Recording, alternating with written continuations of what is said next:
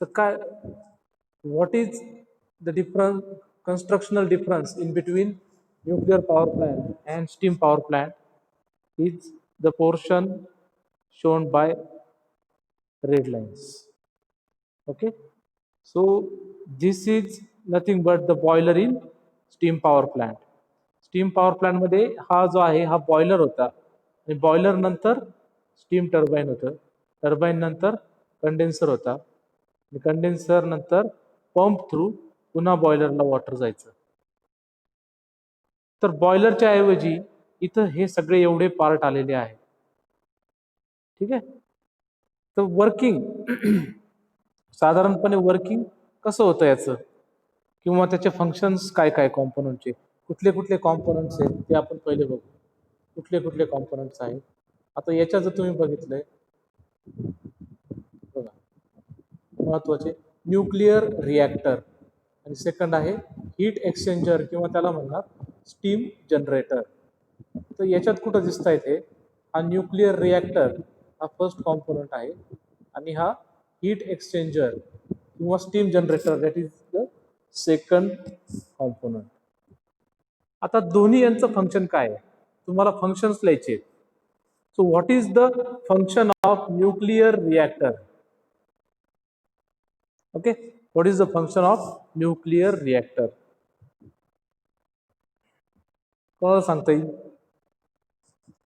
Of nuclear reactor is to release, not produce, to release heat energy. Nuclear reactor मधून काय बाहेर पडते, काय बाहेर पडते, तर heat energy. Okay, heat energy produce नाही करू शकत आपण. आपण एक लॉ बघितलेला आहे का नाही, energy neither created nor destroyed, it can be only transfer from one form of energy into another form. त्याच्यानुसार जर आपण बघितलं तर हीट एनर्जी आपण तयार करू शकत नाही. ती केमिकल एनर्जी जी असते, फॉर एक्झाम्पल युरेनियमची, या युरेनियमच्या केमिकल एनर्जी पासून रिलीज होऊन जी रिॲक्शन होऊन त्याच्यापासून काय तयार होते, हीट एनर्जी मिळते आपल्याला किंवा रिलीज होते.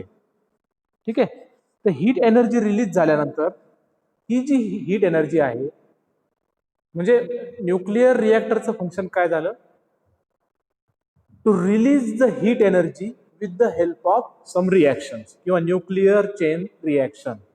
To release the heat energy with the help of nuclear chain reaction. आता न्यूक्लिअर चेन रिॲक्शन होऊन हीट एनर्जी जेव्हा बाहेर पडते त्यावेळेस आपण त्याला इथून कोल्ड कुलंट सप्लाय करत असतो. काय सप्लाय करतोय, cold coolant. Coolant may be a normal water, it may be A heavy water. ठीक आहे, तर हेवी वॉटर किंवा नॉर्मल वॉटर आपण जेव्हा त्याला सप्लाय करतो, which is used as A cold coolant. तिथं जाऊन तो काय करतो, जी रिलीज झालेली हीट आहे ती ऍब्सॉर्ब करतो. So cold coolant absorbs heat release in the reactor and it becomes hot coolant, and this hot coolant now supply to the heat exchanger. आता हॉट कुलंट हा हॉट वॉटर सुद्धा असतो किंवा तो स्टीम सुद्धा असू शकतो. बरोबर आहे. In general form it should be A superheated steam. काय असली पाहिजे, ती सुपरहिटेड स्टीम असली पाहिजे, जेणेकरून इथं जर superheated steam of temperature more than 500 degree Celsius, of temperature more than 500 degree Celsius, 500 degree Celsius temperature पेक्षा जास्त असलेली स्टीम जेव्हा हीट एक्सचेंजर मध्ये जाते त्यावेळेस ती इथं हीट त्याची रिलीज करणार आहे. ओके, रिलीज कशी करणार आहे, जो कंडेन्सर मधून जे वॉटर येणार आहे, कंडेन्सेट जे वॉटर येणार आहे, हे वॉटर या हीट एक्सचेंजर मध्ये जातं, या पाईप वरून ते पास होतं आणि या पाईप मधून जी सुपरहिटेड स्टीम जी आहे किंवा हॉट कुलंट हा पास होतो, हा त्याची हीट एक्सचेंज करतो या फीड वॉटर सोबत. Then it becomes cold and this feed water is now converted into steam. Heat exchange झाल्यामुळं या हॉट कुलंटचं टेम्परेचर कमी होतं आणि फीड वॉटरचं टेम्परेचर वाढून ते स्टीम मध्ये कन्वर्ट होतं. And finally the steam is use to run a turbine. Steam is used to run a steam turbine, which is also used to run the alternator or generator. बरोबर. म्हणजे heat एक्सचेंजरचं function काय? The function of a heat exchanger is to exchange the heat between hot coolant and feed water. Hot coolant and feed water, or we can also say that the function of heat exchanger is to heat the feed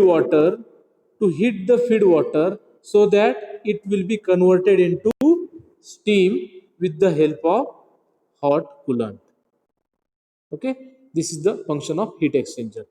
So first one is nuclear reactor and second one is heat exchanger. Third component is steam turbine. So third component is steam turbine. So with the help of this steam, we can run a steam turbine, okay, which may be a impulse turbine or which may be a reaction turbine. So that high enthalpy steam, that means high pressure and temperature steam, is used to run a turbine. So what is the function of turbine? So function of a steam turbine is to convert the enthalpy energy किंवा enthalpy drop into mechanical energy. Enthalpy कसलं function आहे माहिती ना तुम्हाला? H is equal to U plus PV. माहिती ना तुम्हाला? H is equal to काय असतं? U plus PV. U means internal energy, that is the function of temperature, and P into V is pressure into volume, that is the function of the pressure. We can say, we are saying that, what we are saying, the coming steam is having high pressure and temperature. So high pressure and temperature is the indication of high enthalpy, So change in enthalpy or drop in enthalpy will be converted into mechanical work or mechanical energy. This is the function of steam turbine, to convert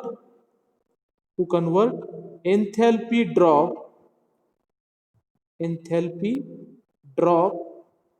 into mechanical work, okay, so mechanical energy. This is the function of a steam turbine. So once turbine produces mechanical work, so the mechanical work is also transferred to the turbine shaft, and same is transferred to the alternator or generator armature, so that it can produce an electricity. The function of a generator or alternator is to produce an electricity. Alternator or generator is to produce electricity with the help of steam turbine. Steam turbine also, we can say it is a prime mover. Barabar? It is a prime mover. Then next component is a steam condenser. So whatever the steam, low enthalpy steam coming out of turbine, or we can say the exhaust steam coming out of turbine, is then passed to the condenser, where the heat from the exhaust steam is extracted with the help of cooling water. With the help of cooling water, heat from the exhaust steam is extracted. Then the cooling water becomes warm water, and the exhaust steam is converted into feed water. Okay, so condensation occurs. What is condensation? Condensation means conversion of steam into water. So it is done with the help of a circulating pump or cooling water. So function of condenser is to condense the exhaust steam coming out of turbine. Next, cooling tower. The cooling tower is showing here. What is the function of cooling tower? So function of a cooling tower is to supply a cooling water, supply a cold water to the condenser, supply cold water to the condenser so that it extract the heat of exhaust steam, it will become hot water, and again it is converted into cooling water with the help of river or with the help of some pond. So function of a cooling tower is to cool the water coming out of condenser and supply cold water to the condenser. Two functions carried out by cooling tower. First function is to cool the water coming out of condenser, and second function is to supply cooling water to the condenser. Okay. Next component is generator or alternator that we have already seen. So these are the components of nuclear power plant. So next is a reaction. So in case of nuclear power plant, we use nuclear reactor. So for nuclear reactions, the radioactive elements are used. For example, uranium. So uranium or any other radioactive element, thorium, okay. So these elements shows two phenomena. First phenomena is fission and second phenomena is fusion. So what is fission and what is fusion? Okay, fission is nothing but the split of one neutron into various neutrons. हा जो uranium 235चा एक neutron आहे, हा neutron वेगवेगळ्या neutron मध्ये काय होतो, split होतो. म्हणजे फॉर एक्झाम्पल हा फर्स्ट न्यूट्रॉन झाला, हा सेकंड न्यूट्रॉन झाला. आता हा जो फर्स्ट न्यूट्रॉन आहे हा पुन्हा वेगवेगळ्या न्यूट्रॉन मध्ये स्प्लिट होणार. हे जे न्यूट्रॉन्स झाले हे पुन्हा वेगवेगळ्या न्यूट्रॉन्स मध्ये स्प्लिट होत राहणार. ओके, कधीपर्यंत होणार, जोपर्यंत काय होत नाही त्यांच्यामधली एनर्जी एंड होत नाही तोपर्यंत. So by splitting the neutrons they are emitting their energy. Okay, so splitting of neutrons is called as fission. So fission produces heat energy. Fission मधून काय तयार होते, heat energy तयार होते. Next one is A fusion. So fusion म्हणजे काय, so what is fusion? Fusion is nothing but combining a two neutrons. दोन neutron जेव्हा किंवा दोन न्यूक्लियस जेव्हा एकमेकांशी काय होतात, कंबाईन होतात आणि त्याच्यापासून एक सिंगल न्यूक्लियस तयार होतं. That process is called as A fusion. Fusion also produces heat energy. Okay, so in the radioactive or nuclear material, two phenomena can be occurred. First one is a fission and second one is a fusion. The exact difference between nuclear fission and nuclear reaction is shown by this slide. In nuclear fission, neutron is combined with this nucleus to form uranium 236.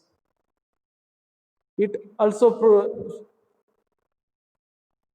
म्हणजे आपण जे मगाशी बघितलं की neutron पासून एक नवीन neutron किंवा एक न्यूक्लियस तयार झालं, या न्यूक्लियस पासून पुन्हा एक न्यूक्लियस तयार झालं, याच्यापासून परत 3 न्यूट्रॉन तयार झाले, त्याच्यापासून परत न्यूक्लियस तयार होते. ओके, सो स्प्लिटिंग, त्याच्यापासून स्प्लिटिंग म्हणजे काय, त्याचे तुकडे होत चालले, अनेक तुकडे होणार त्याचे. तर तुकडे होता होता त्याच्यामध्ये दोन नवीन पण मिळाले आपल्याला. त्याच्यात एक बेरियम म्हणून मिळाला 144 and क्रिप्टॉन पण मिळाला 89. So with the within the splitting of natural uranium, that is U-235, there will be krypton as well as barium by using a fission reaction. Okay, fission reaction जर झाली तर आपल्याला युरेनियम-236 मिळतो, krypton मिळतो, barium मिळतो आणि 3 नवीन न्यूट्रॉन्स मिळतात युरेनियम-235 चे. त्याच्याऐवजी त्याच्या उलट जर न्यूक्लिअर फिजन जर बघितलं, न्यूक्लिअर फिजन मध्ये काय आहे, ड्यूटेरियम आणि ट्रिटियम फॉर एक्झाम्पल हे एकत्र होतात. फ्युजन म्हणजे काय होतात, दोन वेगवेगळे एकत्र होतात आणि त्यांच्यापासून हा हेलियम बनला आणि एक न्यूट्रॉन बनला युरेनियमचा. Okay, so combining two nucleus or combining two neutrons is called as fusion, while splitting of one neutron into various neutrons is called as fission. In both the cases heat energy is released. दोन्ही केसमध्ये काय होतं, heat energy ही release होतेच. तर exactly nuclear reactor मध्ये काय होतं, तर न्यूक्लिअर रिएक्टर मध्ये मोस्टली काय होतं, फिजन होतं, फ्युजन होत नाही. कारण त्याच्यामध्ये आपण सिंगल टाईपचा एलिमेंट वापरतो, सिंगल फ्युएल रॉड वापरतो आणि या सिंगल फ्युएल रॉड मुळे त्याच्यामध्ये काय होतं, फ्युजन होतं, तो स्प्लिट होत चालतो आणि स्प्लिट झाल्यामुळे तिथं कंटिन्युअसली काय होते, एनर्जी रिलीज होते, म्हणजेच हीट रिलीज होते आणि मग ती आपण कुलंट मध्ये वापरतो. Okay, so this is the difference between fission and fusion. Next, commonly used nuclear fuels. So which are commonly used nuclear fuels? The most common fuel is uranium, that is natural uranium, which is named U-235. हा जो आहे हा most of the nuclear power plant मध्ये वापरला जातो. कारण का, कारण त्याची जी स्प्लिटिंग आहे, स्प्लिटिंग कशा कुठं होते, फिजन, जे फिजन जे आहे ते एकदम इझिली होऊ शकतं. त्याच्यामुळे नॅचरल युरेनियम हा जो आहे हा मोस्ट वाईडली किंवा मोस्ट कॉमनली युज्ड फ्युएल आहे. अल्टरनेटिव्ह त्याच्यामध्ये आणखीन काय वापरला जातो, जिथं स्पेशल टाईपचे रिएक्शन आहेत किंवा ब्रीडर रिएक्टर जिथं वापरले पाहिजेत आपल्याला. ब्रीडर रिएक्टर म्हणजे काय, आयसोटोप्स बनवतात. काय बनवतात, आयसोटोप्स बनवतात. अशा टाईपच्या रिएक्टर्स मध्ये काय वापरले जातात, युरेनियम आयसोटोप्स आणि प्लुटोनियम हे फ्युएल म्हणून वापरले जातात. So what is uranium isotopes? It is a U-238. Okay, आणि प्लुटोनियम इज Pu-239. सो हे जे दोन्ही आहे हे कसे तयार झालेले, so both are produce artificially from thorium. Thorium हा जो रेडिओ ऍक्टिव्ह एलिमेंट आहे त्याचं आणि युरेनियम-235 म्हणजे नॅचरल युरेनियम हा जो इथं दाखवलाय याचं कॉम्बिनेशन किंवा याच्या फ्युजन मधून जो नवीन युरेनियम तयार झाला तो आहे युरेनियम आयसोटोप्स. ओके, सो हा पण वापरला जातो, प्लुटोनियम पण वापरला जातो आणि नॅचरल युरेनियम असे 3 जे आहे ते फ्युएल कुठे वापरले जातात, न्यूक्लिअर पॉवर प्लांट मध्ये वापरले जातात. So it is found in this countries. कोणकोणत्या कंट्रीज मध्ये, USA, United states, United kingdom, USSR म्हणजे काय त्याला म्हणतात, युनियन ऑफ काय, सोव्हिएत रशिया जो आहे ना, union of Soviet social Republican म्हणजे रशिया, तिथं सापडले जातात. आणि ऑस्ट्रेलिया, अशा वेगवेगळ्या कंट्रीज मध्ये जे युरेनियम मटेरियल आहे किंवा न्यूक्लिअर फ्युएल हे सापडले जातात. नेक्स्ट आहे desirable conditions for a nuclear fuel. What are the desirable conditions? It should not be expensive, तो फार एक्सपेन्सिव्ह नसला पाहिजे. It should operate at a high temperature. जिथं न्यूक्लिअर पॉवर प्लांटचं रिएक्टर असणार आहे तिथं खूप मोठ्या प्रमाणात हीट प्रोड्यूस झालेले असणार आहे. तर हीट प्रोड्यूस झाल्यानंतर तो खराब नकोय व्हायला, आहे की नाही, युजेबल राहायला पाहिजे, युजेबल फॉर्म मध्ये राहायला पाहिजे. So it should operate at a high temperature. It should be protected from corrosion and erosion of the coolant. आता कुलंट हा जो आहे हा फ्युएल मधून त्याची हीट एक्स्ट्रॅक्ट करण्यासाठी वापरला जाणार आहे. So there is a always contact in between fuel and coolant. मग कुलंटच्या कॉन्टॅक्टमुळं त्याचं करोजन आणि इरोजन व्हायला नकोय. मग व्हायला नको म्हणून काय केलं जातं, तर हा जो 5वा पॉईंट आहे बघा, हे protective cladding or coating should be provided which separates coolant and fuel rod. तर जी प्रोटेक्टिव्ह कोटिंग त्याच्यावरती दिली जाते, कशावरती, फ्युएल रॉड वरती, जेणेकरून काय होईल, कुलंट आणि फ्युएल रॉड सेपरेट होतील. याच्या व्यतिरिक्त आणखीन काय रिक्वायरमेंट आहे, डिझायरेबल कंडिशन्स काय आहे, so arrangement should be there for supply, charging, discharging and storage of fuel. Separate arrangement पाहिजे त्यासाठी, कारण की जिथं स्टोअर करणार आहे, स्टोअर करताना थोडस जरी आपण म्हणलो की काळजी नाही घेतली गेली तर हे न्यूक्लिअर मटेरियल आहे, हे एकदम अनसेफ आहे. बरोबर, ह्युमन लाईफला काय आहे, ते अनसेफ मटेरियल आहे. त्याच्यामुळं त्याच्यासाठी सेपरेट अरेंजमेंट असणं आवश्यक आहे. These are the desirable conditions for nuclear fuel. The next, it is a schematic diagram of nuclear reactor. तर याचे सुद्धा तुम्हाला कॉम्पोनंट आयडेंटिफाय करून त्यांचे फंक्शन्स लिहायचे. Which are the different components of this nuclear reactor. So first component is reactor core. First component is reactor core.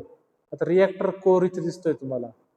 हा जो आहे, this square, this rectangular bracket is nothing but reactor core.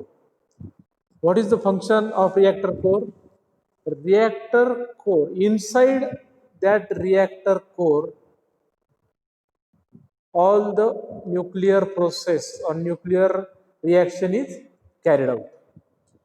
जे काही reaction होणार आहे, nuclear reaction होणार आहे, जे काही हीट एनर्जी प्रोड्यूस होणार आहे आणि कुलंट जी काही हीट एक्स्ट्रॅक्ट करणार आहे, ती सगळी या चौकटीच्या आतमध्येच होणार आहे. Okay, so what is the function of reactor?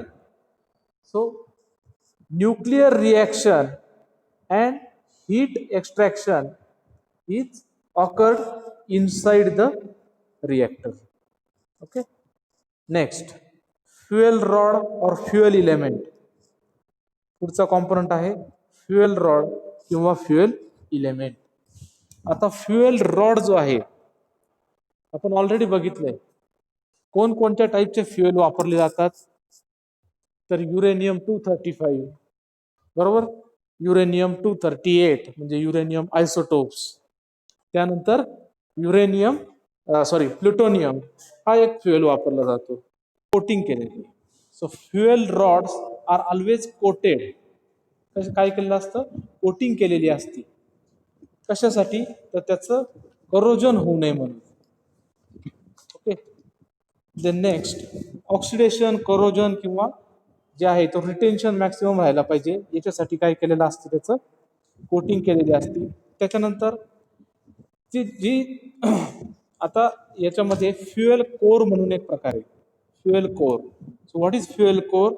The fuel rod or fuel plates are arrange. कसे अरेंज केलेले असतात, क्लस्टरमध्ये, म्हणजे 1 by 1 1 by 1 1 by 1. Okay, arrange in cluster with enough space provided between individual rod. प्रत्येक रॉडमध्ये काय आहे बघा, आता हा फ्युएल रॉड इथं हा ब्लॅक कलरचा एक दिसतोय, सेकंड आणि हा थर्ड. तर या प्रत्येक रॉडमध्ये काय इनफ स्पेस प्रोव्हाइड केलेला आहे. कशासाठी, तर त्याची असेंब्ली होण्यासाठी, कुलंटची आणि सगळी असेंब्ली होण्यासाठी. याला म्हणतात कोर. हे जे आतमध्ये आहे तयार झालेलं, त्याला काय म्हणतात, कोर म्हणतात, fuel core. Okay, second one, किती पाहिजे याला, फ्युएल रॉडची क्वांटिटी किती घ्यायची, किती असली पाहिजे, तर किती असली पाहिजे, टू मेंटेन चेन रिॲक्शन. जेवढी चेन रिॲक्शन मेंटेन करण्यासाठी लागते, to maintain a chain reaction, the minimum amount of fuel is required. Minimum amount of fuel is required. It is called as critical mass. म्हणजे at least कमीत कमी, जास्तीत जास्त नाही, कमीत कमी जेवढी क्वांटिटी फ्युएल रॉडची लागते, अशासाठी to maintain a chain reaction, maintain करून ठेवण्यासाठी, त्याला म्हणतात क्रिटिकल मास. ओके, नेक्स्ट, आणि fuel core should be at least critical mass. म्हणजे ती ऍटलिस्ट किती पाहिजे, क्रिटिकल मास पाहिजे. स्लाइटली जास्त जर झाली तर चेन रिॲक्शन काय होते, अनकंट्रोलेबल होते. Okay. So this is nothing but fuel rod. Fuel रॉडचं फंक्शन काय आहे तर फिजन फिजन रिॲक्शन करणे. Okay. Fission reaction carried out करणे, त्याच्यापासून हीट एनर्जी तयार करणे, हे फंक्शन फ्युएल रॉडचं आहे. Next one is a moderator. आता मॉडरेटरचं फंक्शन काय आहे? What is the function of moderator? To reduce. आता बघा मॉडरेटर कुठं आहे, तुम्ही जर बघितलं हे 1 2 3 हे जे 3 जे आहे हे 3 फ्युएल रॉड आहे आणि त्यांच्या बाजूला त्यांच्या दोन्ही साईडला काय आहे मॉडरेटर बसवलेले. ओके. मॉडरेटर आहे. So what is the function of moderator? So to reduce the energy of neutrons. Of a moderator, what is the function of moderator? To reduce the energy of neutrons. आता न्यूट्रॉन्स तुम्ही बघितलं fission reaction होते, फ्युएलमध्ये काय होतं fission reaction होते आणि fission रिॲक्शनमध्ये असताना जी स्प्लिटिंग होताना एका न्यूट्रॉनमधून 2 न्यूट्रॉन्स होताना याच्या अशी होताना जे न्यूट्रॉन्स आहे याचा स्पीड काय होतो खूप वाढतो. Speed of the neutrons is uncontrollable sometimes. So what will happen? The rate of reaction will be very higher. Okay, now we have to maintain the rate of reaction. So for that moderator is used.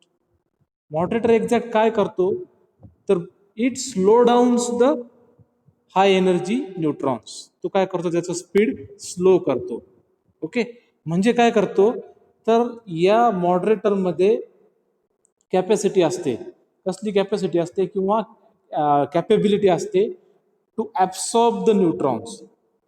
म्हणजे काय neutrons जर travel होत असेल हा जर moderator आहे आणि neutrons travel होताना त्याच्यावरती स्ट्राईक झाला तर जेवढे न्यूट्रॉन इमिट होणार आहे त्याच्यापेक्षा जास्त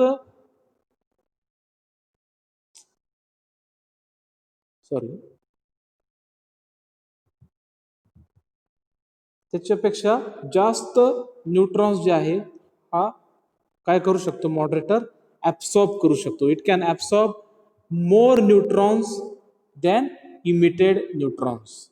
So by absorbing the neutrons, it slow downs the energy of neutrons. Okay, so it reduces the energy of neutron so that rate of chain reaction also reduces. आणि तो reduce झाल्यामुळं जे काही आपल्याला न्यूट्रॉन्स बाहेर पडल्यानंतर वेस्ट जाणार आहे मग ते वेस्ट जाऊ नये म्हणून हा काय करतो मदत करतो. ओके. तो ॲब्सॉर्ब करतो त्यांना. म्हणजे रेट ऑफ रिॲक्शन जो आहे हा कंट्रोल करतो. रेट ऑफ रिॲक्शन काय करतो कंट्रोल करतो. This is the function of moderator. So which type of moderators are use? Moderator is used as a ordinary water, heavy water, graphite or beryllium are used as a moderator. हे सगळे moderator म्हणून वापरले जातात. Next one is A reflector. तर reflector म्हणजे हे जे दिसत आहे तुम्हाला ब्रिक्स सारखे हे जे या बॉक्सच्या बाहेरचे जे दिसत आहेत हे सगळे काय आहेत रिफ्लेक्टर आहे. What is the function of reflector? रिफ्लेक्टरचं फंक्शन काय आहे? To reflect the escape neutrons.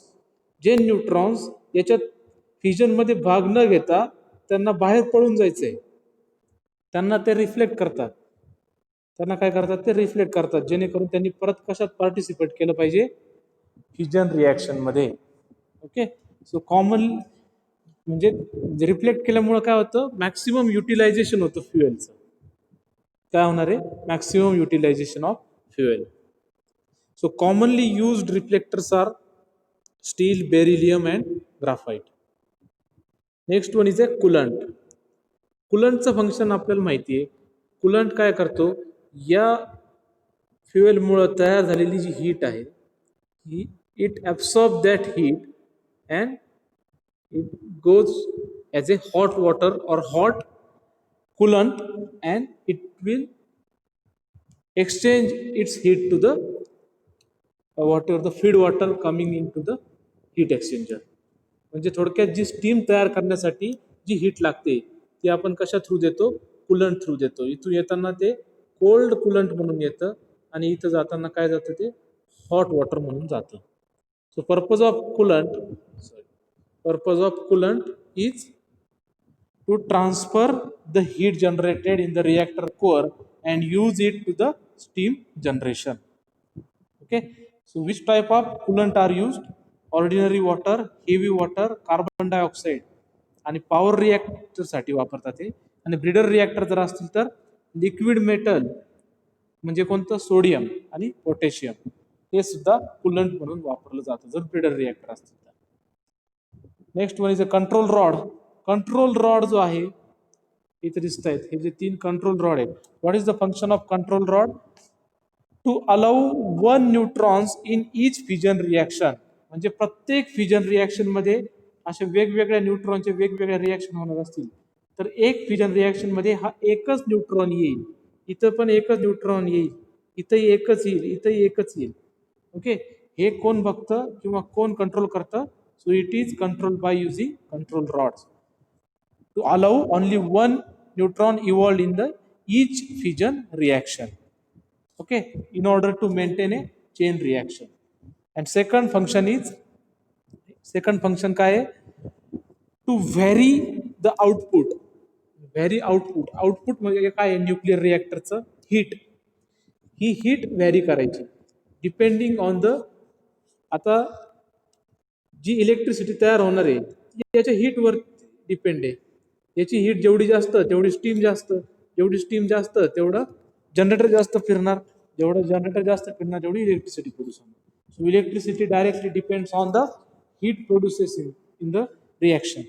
So according to output, जर आपल्याला 250 मेगावॅट पाहिजे की 200 मेगावॅट पाहिजे, according to this output it controls the rate of reaction by switching off 1 or 2 fuel rods. हे fuel rod काय करतो? स्विच ऑफ करून टाकतो आणि एकच फ्युएल रॉड चालू ठेवला. 300 मेगावॅटचं असेल तर एक फ्युएल रॉड 100 मेगावॅट प्रोड्यूस करत असेल. 100चाच पाहिजे तर 2 काय करायचे? स्विच ऑफ करायचे आणि एकच चालू ठेवायचा. So this is done by using A control rod. What is the second function of control rod? To vary the output according to load conditions and shut down the reactor under emergency condition. Okay, हे झालं control rod. त्यानंतर शेवटचं आहे shielding. Shielding म्हणजे काय? कशाची वापरलेली आहे? तर कॉन्क्रीटची लाइनिंग आणि आतमध्ये स्टील. तर याचं फंक्शन काय आहे? To protect. काय आहे? Protect the walls of the reactor from radiation damage. म्हणजे रिॲक्टरच्या वॉल ज्या आहेत या रेडिएशन पासून वाचवणे हे पहिलं काम आहे. And second one is to protect the operating labour. याच्या बाहेर जे ऑपरेटिंग लेबर आहेत त्यांना रेडिएशन पासून वाचवणे हे पण सेकंड वर्क आहे. Okay, so these are the functions of components of nuclear reactor. Okay, next, classification of nuclear reactor. So firstly we will see the classification of nuclear reactor. So first one is on the basis of neutron energy. Neutron ची किती energy त्याच्यानुसार. काही reactor मध्ये fast energy, कारण जिथं moderator नसतो अशा ठिकाणी काय होतं? फास्ट रिॲक्टर असतात. जिथं मॉडरेटर वापरला जातो तिथं स्लो रिॲक्टर्स असतात. आणि इंटरमिजिएट म्हणजे कमी इंटेन्सिटीचा मॉडरेटर वापरला जातो. For example natural water. So these are the intermediate reactors in between slow and fast. Second one is on the basis of type of fuel. कुठल्या टाईपचं फ्युएल? नॅचरल आहे का एनरिच आहे? नॅचरल युरेनियम म्हणजे U235 आणि enrich म्हणजे U238 और plutonium. Then next on the basis of type of coolant. Which type of coolant? Water cooled आहे, हेवी वॉटर कूल्ड आहे, लिक्विड मेटल म्हणजे सोडियम कूल्ड आहे की गॅस कूल्ड आहे, carbon dioxide. Depending on that type of coolant the reactors are classified. Next fourth one is type of moderator used. Which type of moderator is used? Water H2O, heavy water deuterium dioxide, graphite reactors and beryllium reactors. So these water, heavy water, graphite and beryllium are nothing but the moderators. Next, fifth, on the basis of moderator assembly. So moderator fuel assembly, म्हणजे fuel आणि moderator जर एकत्र असतील, mixer झालेला असेल, for example uranium salt mix with water, uranium salt आणि water जर mix झाले, so then reactor is called as homogeneous because it mixed together. आणि हेटेरोजिनियस म्हणजे काय, फ्युएल रॉड सेपरेट आहे आणि त्याच्यावरून कुलंट जाणार, फक्त मिक्स होणार नाही, then that is called as हेटेरोजिनियस.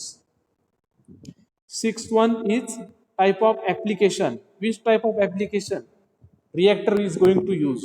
Power reactor कशासाठी वापरतात?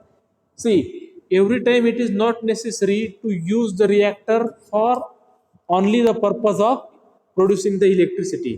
There are other purposes also. For example, power reactors are used to produce heat.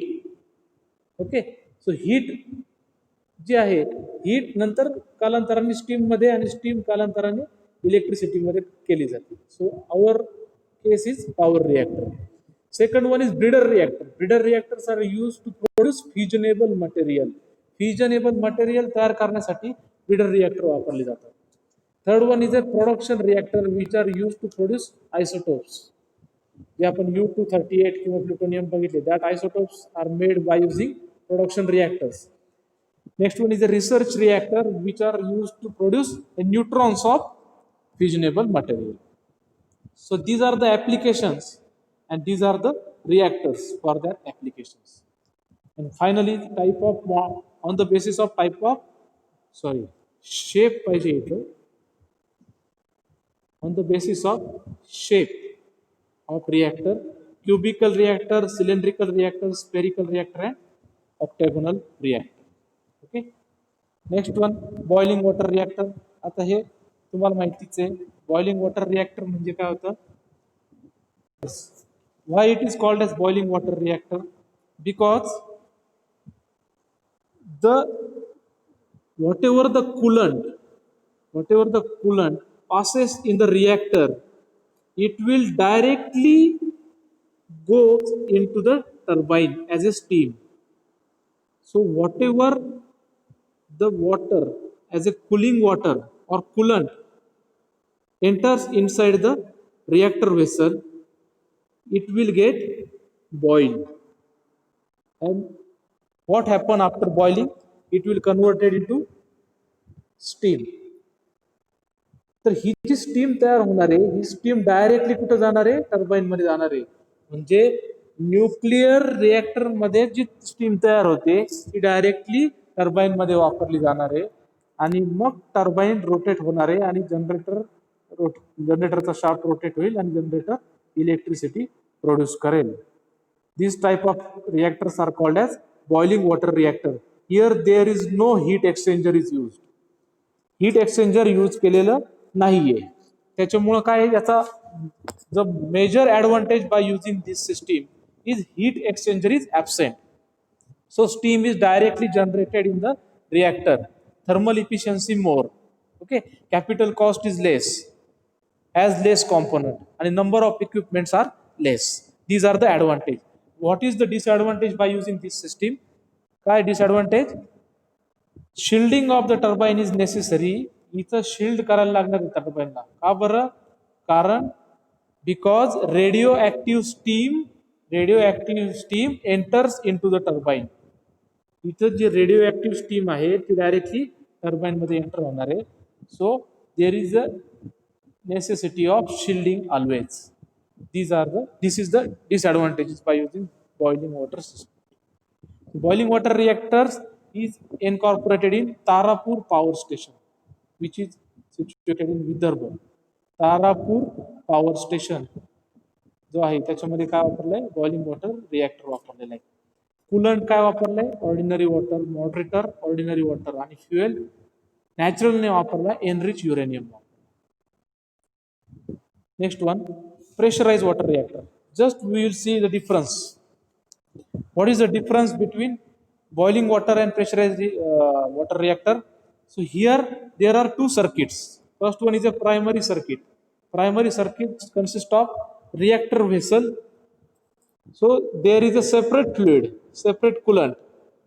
and secondary there is a separate working medium.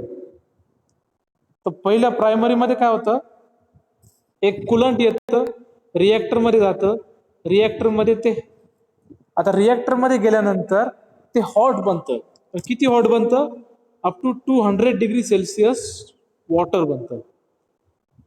So how it becomes 200 degree Celsius water? Because whenever we increase the temperature, increase the pressure, the saturation temperature or boiling point of the water will also increase with increase in pressure. 100 degree Celsius is the boiling point of water at normal pressure. What normal pressure? What is normal pressure? 1.013 bar. Okay, if the pressure is 2.06 bar, then what will happen? What will happen? Then what will happen? 200 degrees Celsius will be the boiling point of water. Okay, so same principle is used. So with the help of pressurizer, the pressure of the water is increased so that at even 200 degrees Celsius, that is at 150 bar, at 150 bar and more than 200 degrees Celsius, even there is no steam, there is a hot water. Okay, so hot water is used to give the heat to the feed water. Okay, primary circuit मध्ये काय असतं, hot water, आणि secondary circuit मधलं काय असतं, feed water. Hot वॉटरची heat feed वॉटरला जाते आणि फीड वॉटर काय करतं, स्टीम प्रोड्यूस करून टर्बाइनला रोटेट करतं. Okay, so what are the advantages by using this system? So first advantage is the whatever the output we get is more than boiling water reactor. Okay, second advantage is steam is not contaminated. आता steam जे आहे पहिल्या primary circuit मध्ये close circuit मध्ये राहते, so steam is not contaminated, hence shielding is not required, टर्बाइनची शिल्डिंगची गरज नाही. आणि fusion products remains in the reactor, reactor मध्येच फ्युजन प्रोडक्ट राहतात. These are the advantages. But what are the disadvantages? Because of the primary circuit, there are pressurizer, pump. These are the component increases. So capital cost is more than boiling water reactor. Running cost is also more than boiling water reactor. Okay, and thermodynamic efficiency is less than boiling water reactor. Okay, so these are the two important reactors as far as the nuclear reactor is concerned. ठीक है.